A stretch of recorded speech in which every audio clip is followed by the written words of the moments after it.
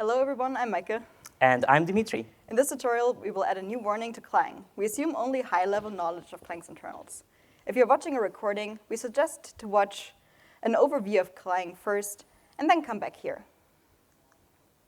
So, how do you add a new warning to Clang? Well, we start with an idea. We think of a buggy or undesirable pattern of code that we want to find. Then we formalize the idea. We need a precise definition of what we want to find, so that we can find it programmatically. Next, we implement the warning in the compiler. And of course, we write tests as we go. Nevertheless, it is likely that tests that we wrote don't cover the whole breadth of C++ usage in the wild. C++ is a very complex language that different people use very differently. Therefore, it is a good idea to test the new warning on real projects. We will learn how often the warning triggers in a large, actively developed code base, and what portion of those warnings point at real issues. So then we refine our idea based on what we learned during testing. And then we iterate on the implementation until we are satisfied. Today, we will implement a warning that finds complex conditions in if statements. What do we mean by that exactly? Well, I don't know yet, but I think it should find something like this. This is a snippet of code from LLVM. I think it's pretty complex, and there is even a comment in the middle. I think it's difficult to read. Difficult to read is a subjective statement. Since we want to teach the compiler to find such if statements automatically, we need a precise definition. There are several ways we could formalize it. We could say that the condition is too complex if it has more than n characters or more than n lines, maybe more than n terms in its conjunction. We could also look for comments and say that if a comment was necessary in the middle of the condition, probably it's too complex. Right. So, however, all of these formal definitions, they are just approximations of the complex rules that humans use to determine what conditions are difficult to understand. Therefore, we call them heuristics. Ahead of time, we cannot always tell which heuristic will work better. Therefore, we will pick some heuristic, we will test it on real code, and then we will refine it as we go. Heuristics based on counting characters, lines, they only work well for certain coding styles. For example, some coding styles recommend longer variable names. Some encourage very brief names. Some coding styles require breaking up lines of code. Some prohibit it. Some people write comments, some don't. However, a large number of sub-expressions does not necessarily make the condition difficult to understand. Oh, I think we're... No? I think we're missing something here. No, I think you're good. Yeah. Sorry about that. Yeah. Also, if we have a large number of sub-expressions, that does not necessarily make our condition difficult to understand. Opinions differ about the code that we have up on slide. Yeah, I agree. If sub-expressions are simply combined by logical OR and logical AND operators, it's probably not too complex, and some people will find it quite readable. However, compare that with the case where the sub-expressions are deeply nested. This does look pretty complex to me. Too complex for one expression. Let's define our heuristics in terms of how deeply expressions are nested. One level is obviously fine. Two levels of nesting are often used and often pretty readable. Three levels, on the other hand, this is where it starts to look complicated. Great. So now we know what we want to find exactly. We are looking for expressions. We are looking for if statements where the if condition is an expression with AND and OR operators that are nested at least 3 levels deep. Note that this specific warning does not pass the bar for inclusion in the compiler. So why are we showing you how to implement this warning? Well, we didn't want this tutorial to go out of date quickly, so we didn't want to explain how to add a warning that will eventually be added to Clang and is like an open bug. Right, so this warning enforces what effectively is a stylistic preference. Compiler warnings typically find bugs or other undesirable patterns where there is broad agreement that these code patterns should be avoided. For expressions in if statements, there is no such broad agreement about the acceptable level of complexity, so therefore this warning will probably not be included in Clang. However, the steps that you will need to take when you implement a real warning will be pretty much similar to what we are going to show you today in the tutorial. This tutorial is organized as a series of iterations.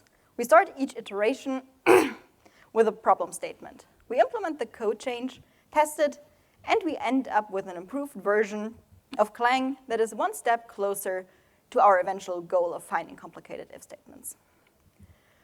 We would like this to be an interactive talk, so if you have any questions, please feel free to ask you using the microphone. I think we have a microphone probably in the back for the audience.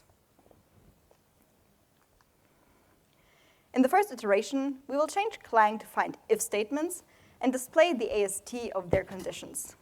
For example, there is an if statement in the source file on the slide. Clang should find this if statement and print the AST node that it built for its condition. In our case, it is a binary operator logical OR. First, we need to find the code in Clang that handles if statements. That code must start with the parser recognizing the if keyword. You can do some Google search to find out what kind of token this produces, and if you look for this, you will eventually find that it's kw_if. So let's go back to the Clang code base and start for keyword if. And the results are displayed on the slide. We found lots of references in the lib format directory. Based on the name, we can make an educated guess that this is probably a library related to formatting or pretty printing, and therefore is unrelated to what we want to do. References in the lib parse directory look promising. We're looking for the implementation of the if statement. So parse statement looks the most appropriate. Let's open parseStatement.cpp and find the reference to keyword if. When the parser sees the if token, it calls the parse if statement function. To implement our warning, we will need to inspect the condition of the if statement. The parser is not supposed to inspect AST nodes. That's the job of semantic analysis. Therefore, we should keep tracing the code until we end up in semantic analysis. Parse if statement eventually calls act on if statement, which is defined in SEMA. SEMA implements semantic analysis, and we can inspect AST nodes. So we are on the right track. Act on if statement receives a lot of arguments, but we are interested in the condition, which is argument number 4, highlighted on the slide. In SEMA, we can print the AST of our condition. Context expression, then the error, and dump. All right, let's recompile Clang with the changes we just made to SEMA. Ninja Clang.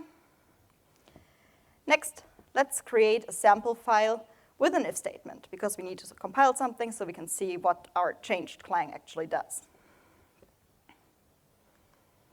Finally, let's run Clang on our file.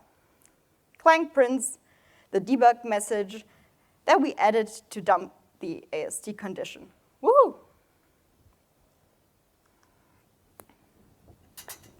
Thanks, Meike. Now let's go into the second iteration. So printing the AST of the condition is probably useful for us while we are iterating on the implementation. Users, however, will not appreciate this printout as much as we do. Users want to see a warning that looks like all other Clang warnings. In the second iteration, we will print a warning on every if statement, regardless of the complexity of the condition. we will use Clang's diagnostic infrastructure in order to print our warning. The slide shows what the end result will look like. Warning and error messages are not hard-coded in semantic analysis. Instead, they are written in special text files that are processed by TableGen. On the slide, you can see a snippet of such a file. TableGen is a code generation tool that's a part of LLVM. TableGen reads these files and defines the C++ enum that we can use to refer to the specific message, as well as data tables that contain the text itself. On this slide, you can see how we added a new warning to a TableGen file. In our case, we added it to diagnostic semakines.td because the warning is printed from semantic analysis, hence sema in the name of the file. We named our message warn if condition too complex. We will use this name from C++ code to refer to our warning. We also specified that it is a warning, and finally wrote the text itself. Now let's go back to act on if statement. This is the function in semantic analysis that the parser calls after it recognizes the if statement. In the previous iteration, we added the debug printout here. Now it's time to replace it with the proper way to print a warning. We anticipate that we will write a lot of code, and therefore, for now, we will add a function that will contain all the logic related to our warning. Let's call it diagnose complex condition. To this function, we pass the AST of the if condition so that this helper function can determine if the condition is indeed too complex or not. And for the second argument, we are also passing the sema object itself. Among a million other things, sema object allows you to print warnings. We print the warning from the helper function. s.diag prints the warning, and we need to tell it where we want the warning to appear. In our case, we pass the source location of the if condition. In the second argument, we specify which warning it should print, and we use the constant that we defined earlier in the TableGen file. And finally, we provide the source range of the whole condition so that it gets highlighted. Let's recompile Clang and test our changes. Our input file is the same as in the previous iteration, just a function with a simple if statement. And finally, we run Clang, and it prints our warning. Woohoo! So let's see how this message was put together. First, let's make some space on the slide, and let's drop everything except for the warning message. This is better. The primary location of the message is example.cpp, line 2, column 13. This location is also indicated with a caret. We provided this location in the first argument to s.diag. The second argument to s.diag specifies the message. And finally, we also specified the source range, even though it was not required. This way, the code in this range got underlined with squiggles. In addition to testing our change manually, let's also add an automated test. Now, where should it go? Well, clang/test, but where exactly? There are a bunch of subdirectories here. Which one should we choose? These subdirectories mirror more or less the structure of the compiler. You can find things like lexer, preprocessor, parser and semantic analysis, code generation, and a lot of other things. Because we were making changes in semantic analysis, our test should go into one of the sema directories. But there are still a lot of them. The tests for semantic analysis are split by the language standard or variant. Sema directory without the suffix contains tests for various versions of C. Sema CXX contains tests for C++. Sema OpenCL contains tests for OpenCL, and so on. Our warning is not specific to C++, Objective-C, CUDA, OpenCL, or any other dialect, so naturally it should go into the sema directory without any suffix. However, we will end up writing some tests that use C++ templates, so for seeing that, we will put our test under sema CXX. Like this, clang/test/sema CXX/warn complex condition.cpp. All right, now we know where to place the file. Let's look what we should be writing in this file. Clang's messages are tested with end-to-end tests like this. These tests check that given a specific source file, Clang produces certain errors, warnings, and notes. The test runner only understands the lines marked with the run keyword. The test runner runs all of those commands and ensures that they exit with error code 0. If they do, the test is considered to be successful. Clang has a special diagnostic verification mode, which is activated with the -verify command line flag. In this mode, Clang computes warnings and errors as usual, but instead of printing them, Clang compares those computed errors and warnings to the expected errors and warnings that you can find in comments in the source file. And if everything matches up, then Clang exits with error code 0, signaling to the test execution engine that the test is successful. Here's what our test looks like. The run line runs Clang in -verify mode, and we also have 2 embedded expected warning lines in the file.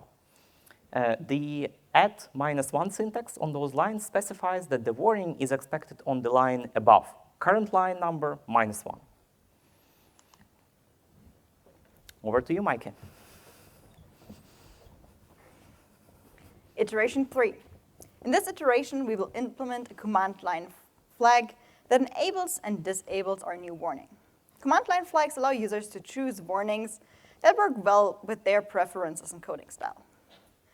A warning with excellent signal-to-noise ratio can be noisy in a project with a particular coding style, or in a specific file that's written in a very peculiar way.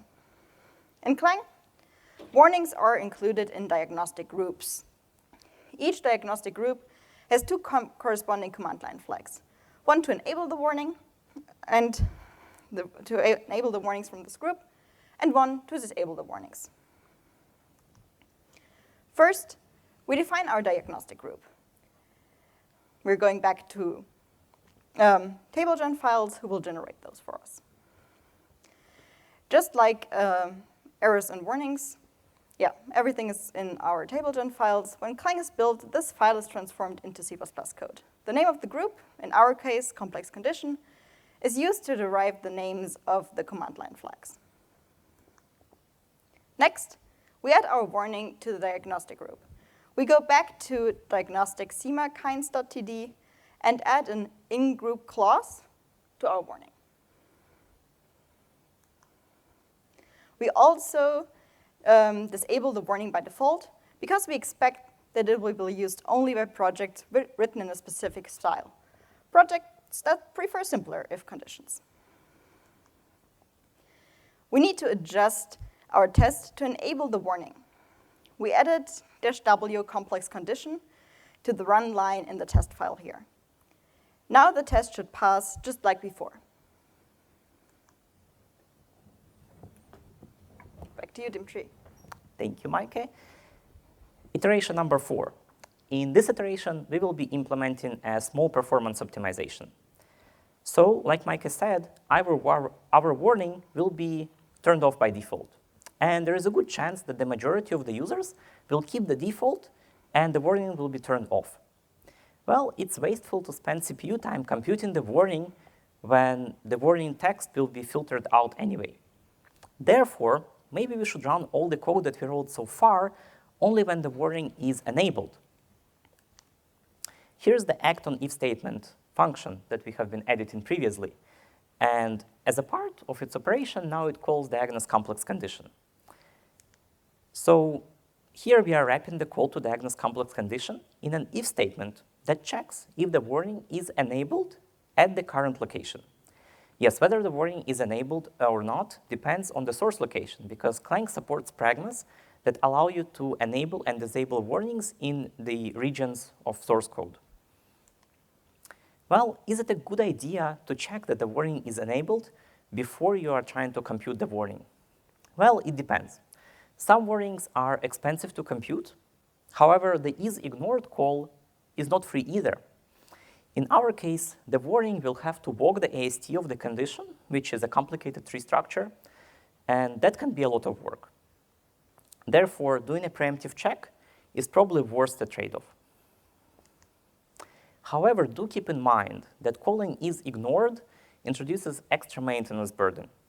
The source location that we pass to isIgnored should match exactly the source location where we will eventually print the warning.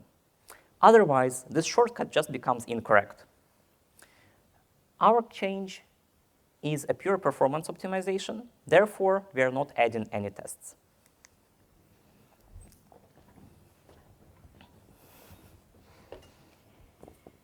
Iteration 5. So far, we've been taking care of the infrastructure and the plumbing into the project so that we can actually start implementing our heuristic. In this iteration, we will finally do that.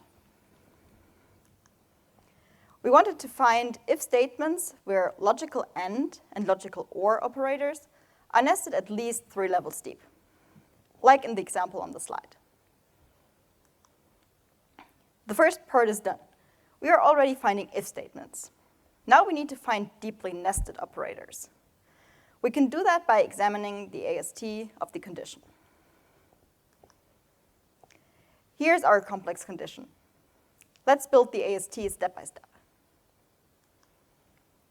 First, the source code uses the name f1.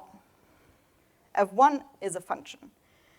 This usage is represented in the AST as a declaration reference expression, an expression that refers to the declaration of f1. Since f1 is a function, the AST node has a function type. An implicit cast AST node converts our value from a function to a function pointer. Finally, we call the resulting function pointer. The AST for call to f2 follows the same structure. The calls to f1 and f2 are combined with the logical OR operator. The OR expression is wrapped in parentheses. The call to f3 follows a similar structure. It is combined with the parenthesized expression by the same means of a logical AND operator. The logical AND operator is wrapped in parentheses. And again, the call to f4 follows the familiar pattern we've seen thrice before.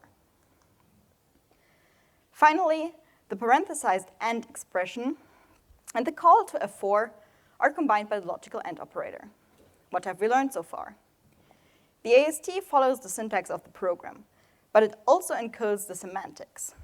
For example, the AST records a type for each expression and also keeps track of implicit type conversions. We will not be using semantic information in our warning. Some syntactic elements, like parentheses, are also not relevant for our analysis.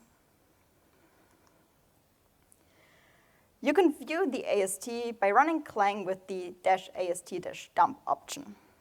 It might look verbose and unreadable, but it is just a textual representation of the tree we built just now on a slide before. You will become better at reading AST dumps as you continue to work on Clang.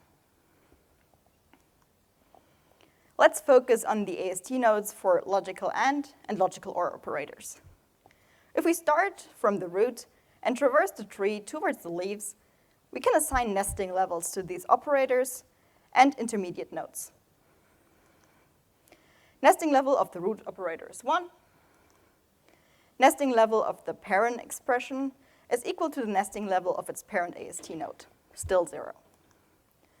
Nesting level of an operator is equal of the level of its parent plus 1. So our binary AND expression has a nesting level of 1. Again, nesting level of parent expression is equal to the nesting level of its parent. And again, nesting level of an operator is equal to the level of its parent plus 1. Other AST nodes, for example, call expression and their children, don't have a nesting level. Let's implement this algorithm that we just made up. Here's what we have so far. Act on if statement in semantic analysis checks if the warning is enabled. If it is, it calls diagnose complex condition that prints the warning. We will not be making further changes to act on if statement, so let's hide it. The algorithm to assign nesting levels that we described just now is recursive. Therefore, we need to define a recursive function. diagnose complex condition impl is our recursive function. We will walk the AST from the root towards the leaves and assign nesting levels. Its parameters are cond root, the root of the AST for the if condition. We will print the warning at the source location of this AST node. SEMA, the semantic analysis object that can print warnings, amongst a lot of other things. Current expression, the expression that we are examining right now. Current nesting level, the nesting level of current expression. We start the recursion by calling diagnose complex condition impl. At the beginning, the current expression is equal to the root, and the nesting level is 0. We will not be making further changes to diagnose complex condition, so let's hide it as well. All right, so now we need to examine current expression. First of all, parentheses are not interesting for our analysis. If there are any parent expressions, we ignore them. We set current expression to point to the parenthesized sub-expression. So current expression now is not a parent expression, but what is it? We don't exactly know. Current expression has type pointer to expression, which can be anything. Our analysis only cares about logical OR and logical AND operators. So we want to check if current expression is one of those two. So we cast current expression to binary operator using dincast.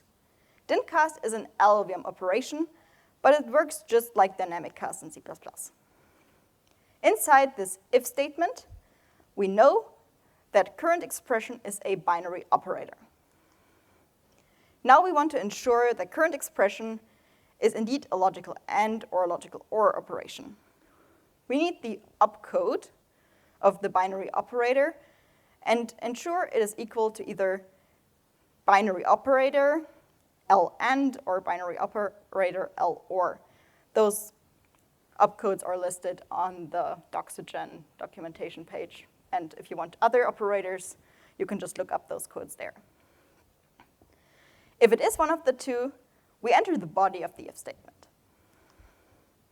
Now, for the recursive step, we retrieve the left and the right children of our binary operator. Increase the nesting level, and recurse. At this point, our code assigns nesting levels to all interesting AST nodes. Next, we will print the warning. If we have a node with nesting level of 2 or deeper, we print the warning using the s.diag, just like we did in the previous iteration. That's all. We implemented our warning. We should add tests for our new code. Our tests are if statements of increasing complexity. It is important to add both positive tests, tests that trigger the warning, as well as negative tests that have no warnings. After writing these tests, we try to add one more test, like this.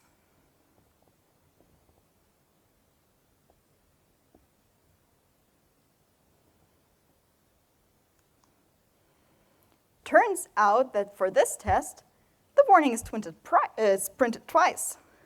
This is not helpful, and users will call our warning noisy. On to iteration 6. Thank you, Meike. In the iteration number 6, we will change Clang to complain about this code exactly once. But first, let's try to understand why this message is duplicated. Let's recall how our warning works. It finds a logical operator with nesting level 2 and prints the message. What are the nesting levels in this condition? Like this, right? So we have 2 operators with nesting level 2. Our warning will find both and will print a warning about both of them. Well, it's easy to fix.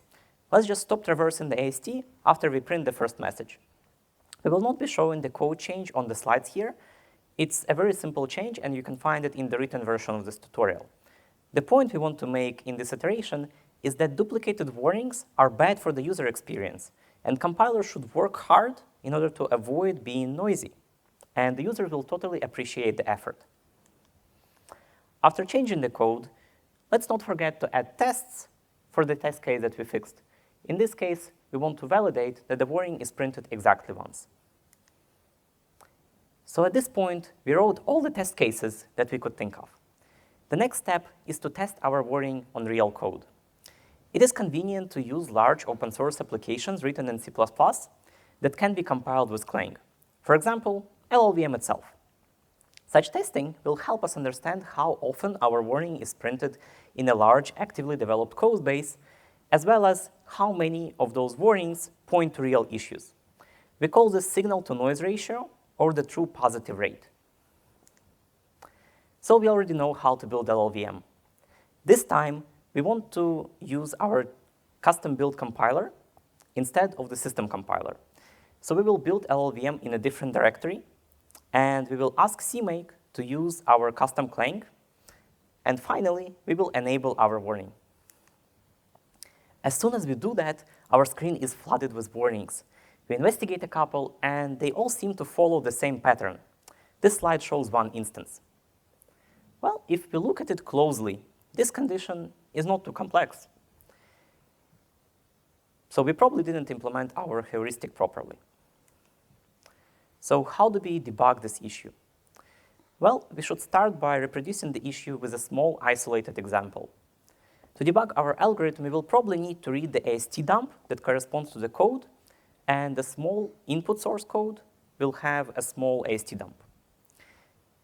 So let's look at the code that triggered this warning. The implementation of our warning does not analyze expressions like argument equals false. Therefore, it's unlikely that the bug is related to the comparison expressions or, for example, the specific type of the arg variable. However, our warning does analyze logical OR and logical AND operations. Therefore, they are probably related to the bug. Let's try to create an input file that has logical OR operators arranged in the same manner as in this piece of source code. It will look like this, just 4 expressions joined with logical OR. Let's run Clang on this file, and we reproduce the bug. Now, if we replace logical OR with logical AND, we find that our implementation also considers it to be too complex. All right, iteration 7.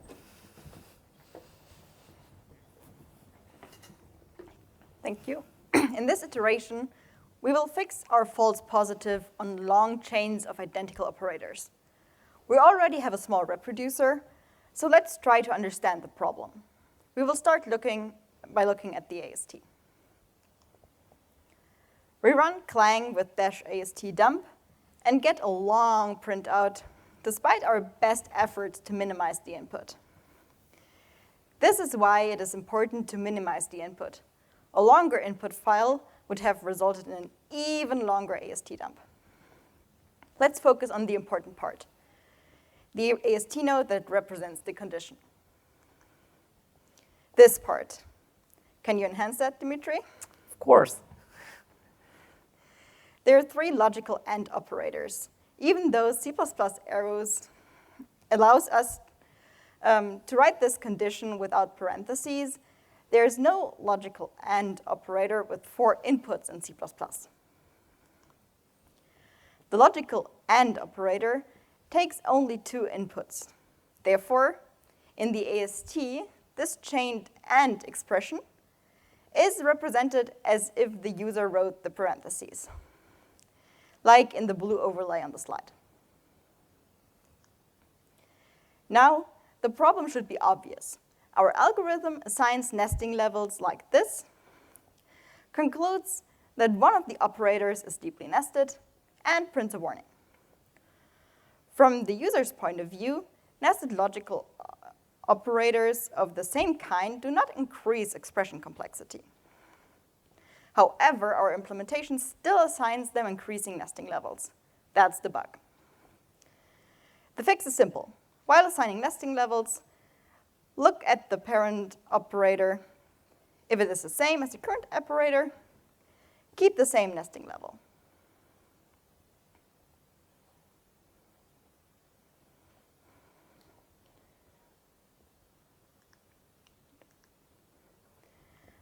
Okay, after we fix this, all operators will be assigned nesting level 0, and the warning will not be printed. After testing the fix manually, don't forget to add automatic tests. We just fixed the most noisy false positive. Let's rebuild LLVM again and continue analyzing the results. We looked at the build log, and there are no obvious false positives now. Let's check for duplicate diagnostics. We find warnings in the build log with grep. We run those through sort and unique-c to prefix each line with the number of duplicates we saw. Then we sort the warnings by the number of duplicates and look at the top 4. Line 577 in YAML traits.h triggers the warning 209 times. What's up with that? Well, I think that what's happening here is that a complex condition in the header gets compiled multiple times as a part of multiple C++ files. And since Clang does not try to deduplicate warnings across multiple files, we get a lot of duplication. I see. But let's look more closely at the warnings in treetransform.h. The warning is printed twice for the same if statement while compiling one file. Note that the file name, line, and column numbers are identical. The first time, the warning is printed by itself. The second time, it is followed by a note that says in instantiation of member function. Like the last time, let's reproduce the issue with a small input example. We will take the clue from the note and conjecture that duplicated warnings are somehow related to templates. Let's write a function template with an if statement that contains a complex condition. Just like up on the slide.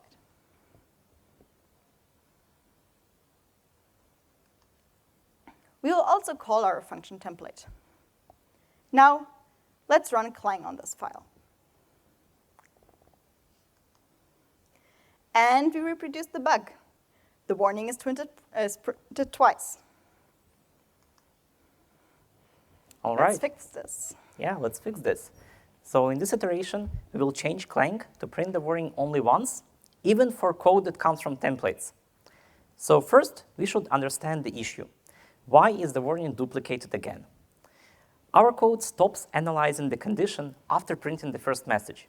We just made this change in iteration 6.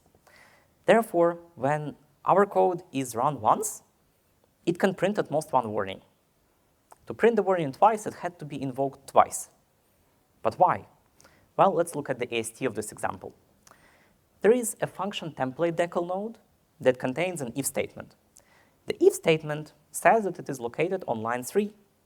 That looks like the if statement that we wrote. Okay. There is also a function decal that also contains an if statement, again from line 3. So why are the AST nodes duplicated? Well, it's an artifact of how C++ templates are implemented in Clang. The primary template corresponds to the function template decal node. When Clang performs semantic analysis of the call to the function template, it performs implicit template instantiation. Clang does template instantiation by copying the AST nodes of the primary template and substituting template parameters with their concrete values. In our case, Clang takes the function template decal node, duplicates it into function decal, and replaces every occurrence of t with int. So now we understand why our code got invoked twice.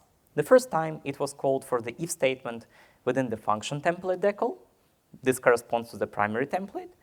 And the second time, it was called for the if statement inside the function decal. That corresponds to the implicit instantiation. All right, so what are our options? How should warnings handle templates? Well, it depends on the warning.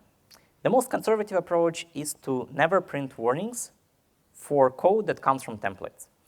That way, warnings are never duplicated, but we don't get any warnings either. So that's no good. The best option is to print warnings only for non-instantiated templates. This way, the warning will be printed once per template. This approach will indeed work for our warning. However, it will not work for every scenario. For example, warnings that need to analyze types cannot work on uninstantiated templates because types are not known yet. The next option is to print warnings only for instantiated templates and completely ignore the primary template. Well, we have to do this if we need the type information. And finally, some warnings need a more nuanced treatment of templates. Code in templates is supposed to be generic, and it should work for multiple types. So we cannot always restrict it in the same way as we can restrict concrete code. So let's go back to fixing our false positive. Our warning does not need to analyze types. Therefore, it will work just fine on the primary template. So we will add an early return to our warning in order to skip processing template instantiations altogether. As always, we will not forget to add tests when changing code. So now it's time to test our warning on real code again. We rebuilt LLVM with our new Clang, analyzed warnings, and they all looked reasonable. We then built our other projects with this warning enabled, and we found a piece of code that was triggering the warning, but it was not possible to fix the warning by changing the source code. How is it possible? Well, here's a minimized version of that code. The condition in the if statement is a macro expansion. This macro calls another macro, which calls another macro, which finally contains some Boolean expressions. When all of these macro calls get expanded, we get a pretty complicated expression. The AST does not have nodes for macro calls. Therefore, to our warning, it looks like this complex Boolean expression that we constructed with macros was written directly in the if statement. Well, I should admit that this minimized version doesn't have a good reason to use macros, and it should be probably rewritten using functions. However, there was a good reason why the original code was using macros. All right, over to you, Meike. Iteration 9. In this iteration, we're going to fix unhelpful warnings on macros. So this issue is caused by two factors. The user wrote simple code fragments in macros, but the compiler analyzed the AST of expanded macros. That AST shows that the combined condition in the if statement is a lot more complex than each snippet. Hence, we got a warning. Oh, I did something weird. What did I do?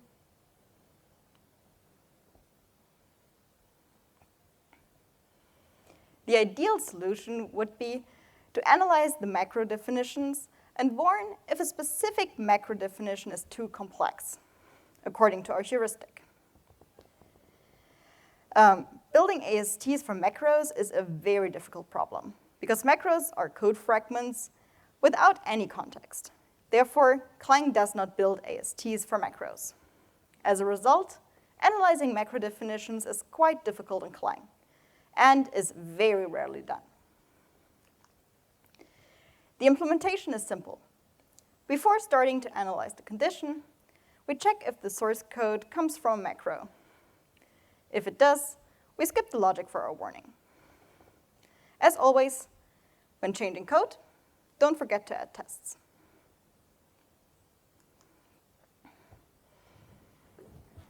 Back to you. All right, thank you. So iteration 10. In this iteration, we will add a fixit to our warning. A fixit is a specific source code change that Clang suggests to the user. Here's an example. Here, the compiler noticed that the user is using a numeric literal 0 as a null pointer. This was indeed the recommended way to spell a null pointer in C++98. However, C++11 provides a better way to define a null pointer. So Clang suggests to replace the literal 0 with the null PTR keyword. We would like to have a fixit in our warning as well. To fix our warning, we want to extract the deeply nested subexpression into a new variable. This change consists of two edits. The first edit adds a definition of the new variable. And the second edit replaces the deeply nested subexpression with the name of the new variable. Adding a fixed is easy. First, we need to extract the text of the deeply nested subexpression so that we can move it around in the source file. We use Elixir API for that. Next, we print a node, and we will be attaching the fixed to this node. Why are we adding an extra node? Well, can't we attach the warning, the fixed to the warning? In practice, we can. But in Clang, fixeds are usually attached to warning and error messages when the compiler has a high degree of confidence that the suggested fix is correct. In our case, applying the fix is not entirely mechanical, since the user will at least need to change the name of the new variable. Therefore, we attach our fix to a node. Our fixed will have two edits. The first edit adds a new variable declaration. We prepare the text, bool new variable equals, then the text of the subexpression and the semicolon, and we insert this text before the if keyword. The second edit replaces the subexpression with the read from the new variable. We should also test our fixeds. First, we add a run line that asks Clang to print fixeds in a machine-readable form. Remember, the test runner will run every run line, and it will make sure that each command exits with code 0. And then we add check lines that ensure that both edits appear and do what we expect. And I believe that's all. If you have gone through all the steps, you should feel confident submitting your warning for review. We'd be happy to take more questions now, as we didn't have any throughout the tutorial.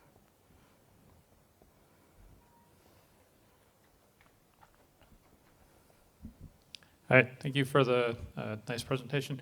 I had a question on the macros. It wasn't completely clear to me. Were you saying that in general you don't put the warnings on macros, so that means when we see warnings on macros, that's a special case, or did I misunderstand that? Well, the problem is that there is no AST constructed for the macros. So for the warning that we specifically wanted to implement, there is no AST we can analyze to figure out if those various macros on itself have complex conditions. The use of the macro in the code did not. So in this case, where we can't actually analyze our heuristic, it's reasonable to just skip it. Yeah, in our case, we specified the heuristic in terms of what is written, like what's literally written in the if statement. And given Clang's infrastructure, it's just too difficult to implement that. So it's probably reasonable to skip evaluating our heuristic on macros.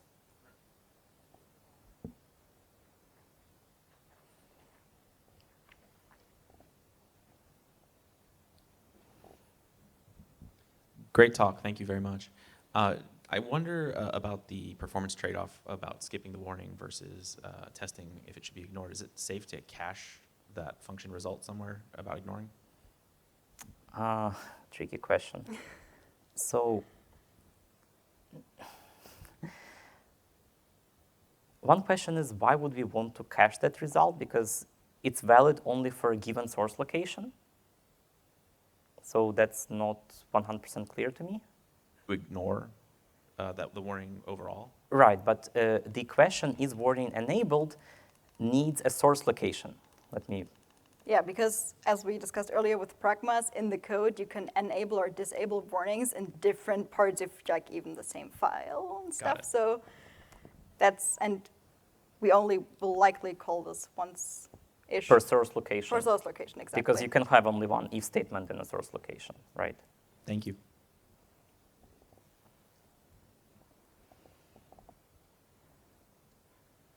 Question, when should I be looking to add a warning to Clang versus adding a warning to ClangTidy? I think it's about the consensus within the community that this is something highly desired to be pointed out by the compiler. And I think only very few heuristics pass that bar. Anything that would likely result in a bug in the code, so if you find a code pattern, For example, you found that in your code base, that is a bug that has not been warned about. Likely this code pattern should be implemented as a warning to prevent bugs like this in similar code bases. There are still warnings missing. One, for example, for some like mismatched allocators, deallocators. There's still a lot of work that can be done around there. That just leads to bugs of like memory floating around. But yeah, Yes. if there's like consensus that this is either like a really, really bad pattern or that this pattern looks like a bug.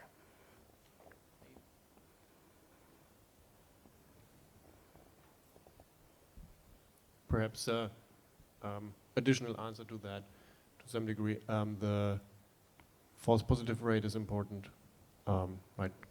Clang specifically wants fewer false positives, and it wants, if there are false positives, it wants a way for the user in the code to kind of disable that warning by writing the code differently.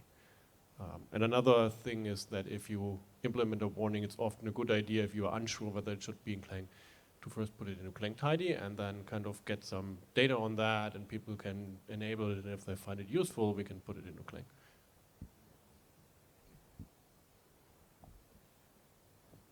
Any other questions for our speakers? All right, let's give them another round of applause. Thank you very much.